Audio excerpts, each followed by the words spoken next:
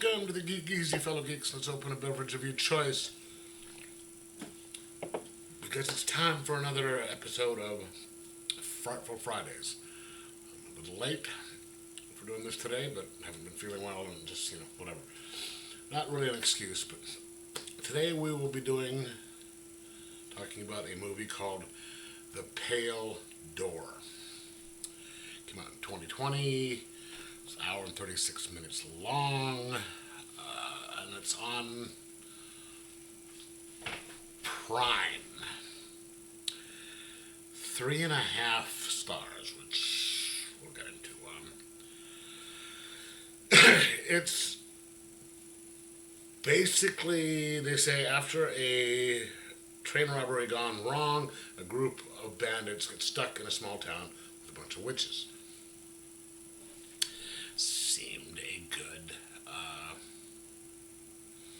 Seemed like an interesting premise. So you have these two brothers.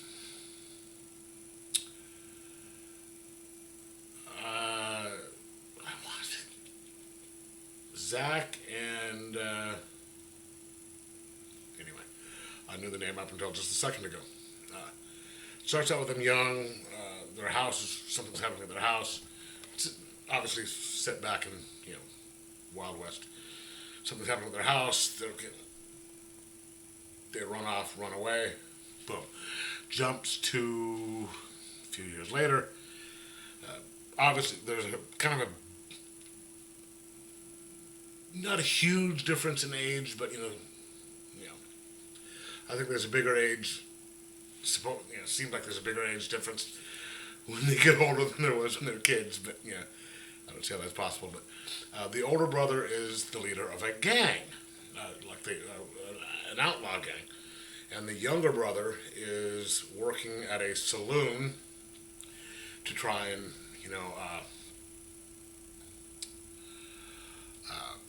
make money. He's kind of the honest one, and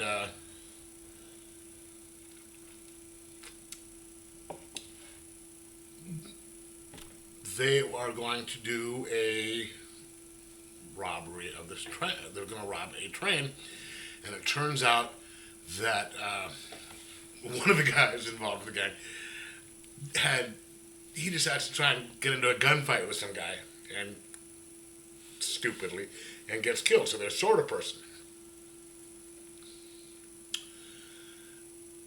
and they, some of the people talk the older brother, who's the leader of the gang, into letting the younger brother help out. So they have this little plan. They go to this gang. They go to the meet where this train is. It's at night. They set some stuff up in the track, and the train stops. They go on there. There's a whole shitload of these Pinkerton security people there. That Pinkerton started way back. I think it was by Grant. I think he started Pinkerton. And turns out that it's not money that it was there. There's this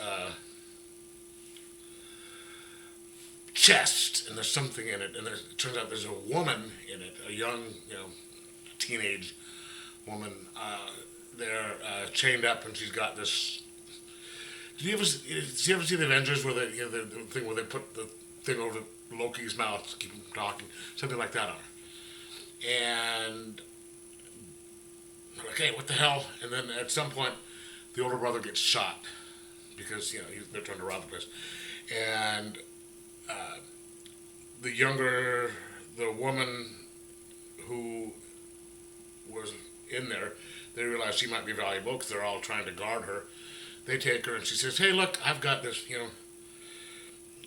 her to the town, there's a doctor there.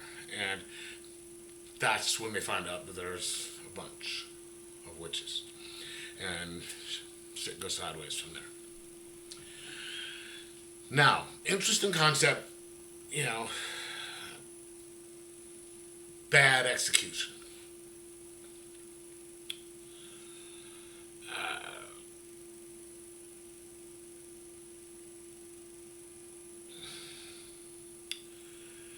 the the whole thing is, it's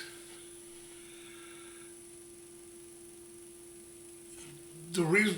One of the things is the younger brother. He's supposed to be innocent because he hasn't, you know, killed anybody because he's, the doesn't have the stomach for it and all that. And all the other guys is the bad guy. They're bad people because they're outlaws. Okay, and you get all these witches who were, for some reason, running a brothel, and they're the only people in the town, but they're running a brothel for a town where there's nobody else in it.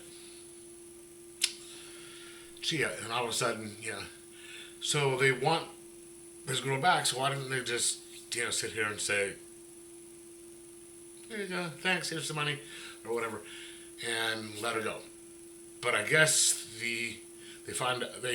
while they're there, and the only reason they knew this was because they were there for a little bit while all the other guys are up there doing their business with the girls in the brothel. The younger brother is talking to the house mom or whatever, and she finds out that he hasn't done anything, and, oh, wait, he's innocent, we need his blood. And I guess that's why they want to keep him. So, and then that's what sets certain things off. Everything in this movie happens because of a kind of a mulligan, which, it's done because it had to be that way, so they had to come up with something like. Okay, so they never explain why this young woman is being held by captured, transported by Pinkerton on this train.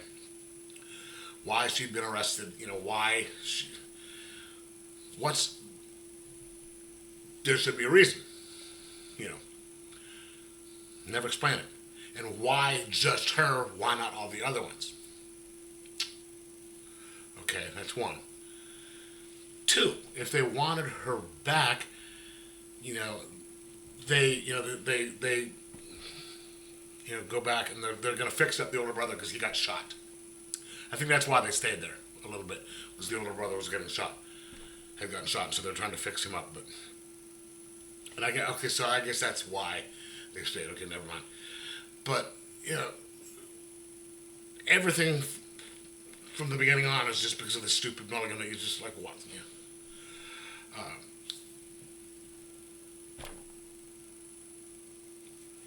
But I still don't understand why it's like, oh, gee, if there's nobody else in town, it's just a bunch of witches there in this town, they control who comes in and out. Why are they just posing as hookers in a brothel? And why didn't they just, so they want him, and they decide to try and get rid of all the other guys and keep the brother because they need he's innocent and all that. And there's so many different inconsistencies in this movie. Like, one, the guys are shooting the girls, and they don't seem to have any power against it. But then later, the other parts, there are just things happen where guys just walk through a door and then sent to other places. So the guys shooting at him shouldn't be a problem. Why is this girl, make it so she could, thing on her to keep her from talking? Because is that how their powers work? Is it spells and stuff like that? And it's just so much stuff that made absolutely no sense. And it was stereotypical, this cookie cutter characters. They're all just, this person's like, we have this person, we have this person, we have this person, we have this person. Stereotypical cookie cutter characters. And it just hit the beat and not that interestingly. And you really had no sympathy for the characters. Or I shouldn't say you, but I really had no desire to see whether they lived or not. Didn't care to if they got out. I just wanted to see how they did it. That's why I kept watching and to do this review. But it was just kind of, ugh. And the motivations of the women, why they wanted this blood or this guy innocent,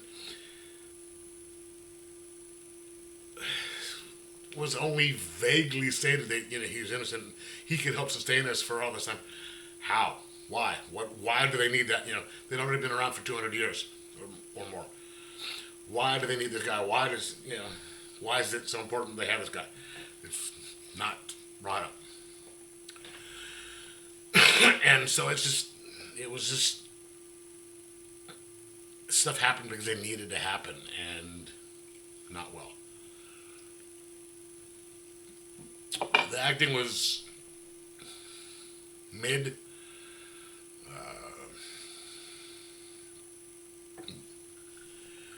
The witches in one form looked okay, but a lot of them were just really. Most of them had nothing to do. So it's like, yeah, no. It was rated 3.5 stars. I think out of 5, and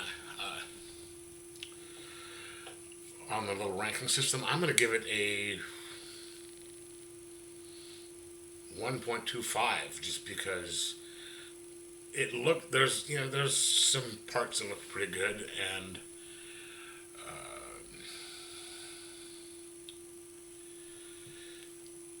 there was some effort put into some of the scenery, the way it looked, and stuff like that. But other than that, no, I can't say much for it. I can't recommend it. If you see it, skip. Sort of like you're on a dating app, just skip. That's gonna be one that you just skip. Anyway, so I'm gonna say, what did I say? 1.25 out of 5,